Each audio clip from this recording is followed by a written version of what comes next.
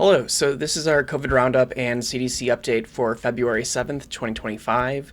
And we actually do have a little bit of an update this week. So if we scroll down to the nowcast estimates and we zoom in, we see that LP 8.1 has increased from about 15% by all variants of proportion 3 weeks ago. So the last reporting was 3 weeks ago. It was about 15%. Then it's increased about 5% to 20% on average. So LP 8.1 is this orange right here. So that one is increasing. And we have XEC, it was around 47%. Now it's dropped to 43%. So that one's actually starting to head its way out.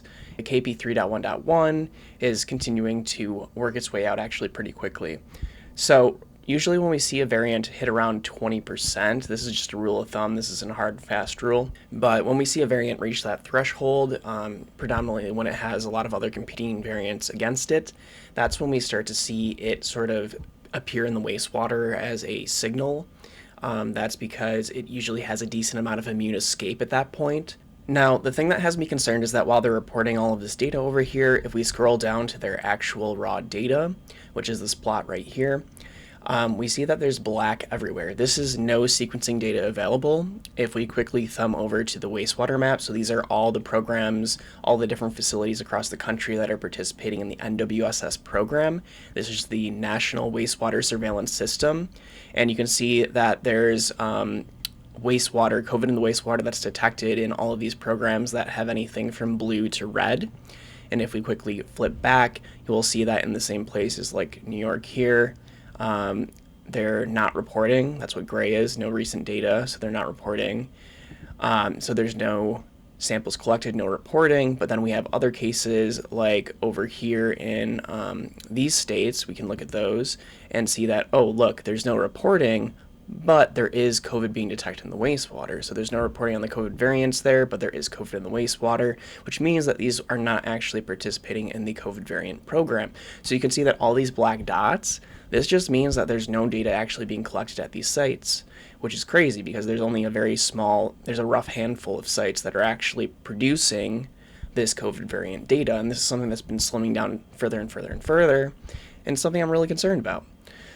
But that just means, I guess, take this with a grain of salt. This is a rough estimate of the COVID variants in our population right now. That's something that's been wearing down over time. It's gotten even worse.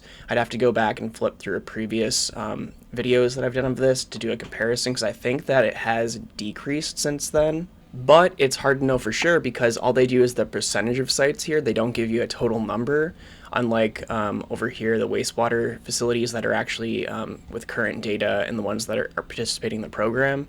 So they have that for this map right here, which is the COVID levels in the wastewater per site based off of minimum and maximum values ever recorded. But over here, it's just percentage of sites, and I think this is a very intentional thing to make it seem like, oh yeah, this percentage of sites, this is what it's at. But when you have all of these sites, the vast majority of sites, probably 80% or greater of sites not reporting data, like it starts to become how valuable is the, or how trustworthy is the information that's being provided when it's such a small sample size, a small sample pool. What this means is we need to expand and have like all of these sites, and additionally all of these sites participating, then we'd have very, very accurate data and surveillance tracking. So like when people are talking about bird flu and, oh, we have the tools, we have the technology, well, we've been letting them whittle down and wither away. Like we have the technology, but we don't have the surveillance network that we had before. And it's kind of unnerving. It's a little scary. But from the raw data that we do have from the CDC here, we're looking at it and we're seeing that there is areas of bright red up here in the northeast. We have areas of orange and bright red scattered throughout the Midwest here and moving into the center of the country. And then when we look to the south, we do have areas of orange and red. In addition to over here in the west, we're starting to get areas of orange showing an increasing level. So this is a general sign that things are tending to still be high in the wastewater.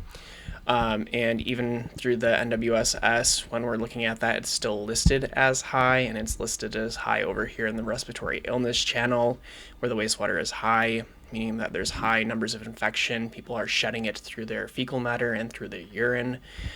So that's how we know that it's high, is it's being detected in that waste, that runoff that's being sent out to a facility after you flush. But the emergency department visits are low, being recorded as low. The flu is still very, very high right now, but again, I still think COVID is the high priority for everything. Just wear a mask. I've been noting these executive orders, so if we flip through a few of them, it's on some of these websites, but I haven't seen any changes yet. I'll note when I do see changes, but for now, I haven't seen anything be impacted. So I have still images, so I can do a side-by-side comparison once I start to see some changes. So just keeping that of note. Moving on to the Walgreens Respiratory Index tracker, we see that things are starting to shift up in the west and a little bit in the south. So that's telling us that maybe we are indeed starting to hit that out of phase that I talked about before, where we had high increasing levels in the northeast and the Midwest. And then now we might be shifting to a west-south increase. So usually that just goes straight in a line and pretty much simultaneously occurs all at once. This might be the first year where we're really starting to see a divergence, where you have the basically the eastern half of the country, if we split it down the middle, having the winter wave earlier, and then when that's already going down, then we're having the winter wave later. That would be a little unsettling, because if things become out of sync, then you're going to have different predominant variants at different times in different places, which is going to make it so that the mutations are occurring faster and faster and faster in this theoretic scenario. This is still something that's unfolding, so we're not sure yet. But if we look over to wastewater scan, we'll start with California over here. So if we look over to wastewater scan, we are starting to see increasing levels. For example, in San Rafael and Oceanside, San Francisco, as the major ones, but if we zoom in, it seems like things are starting to peak upwards, which it might be an indication that what I was saying might in fact be the case. And when we look over to all of the 148 reporting wastewater facilities to wastewater scan in the US, and we'll scroll this out to see the full picture of the data that was collected by wastewater scan, and we're starting to see the bulk majority is heading down. But again, the signal is mostly from the northeast Midwest, where the levels got really high. In California, for example, what we're just looking at, these 28 wastewater facilities reporting in California, well, they didn't really hit any high levels as of yet, but you can see that we're starting to go up, up, up, up, up. Well, with really it just starting to occur within the past month. The past like 2 weeks, where we're starting to see that increase. So this is unusual. This is very interesting, but let's zoom in, see what we're seeing for the entirety of the U.S. But it should be pretty straightforward. We have this one facility going up. The majority are heading down by the looks of it, or basically holding constant.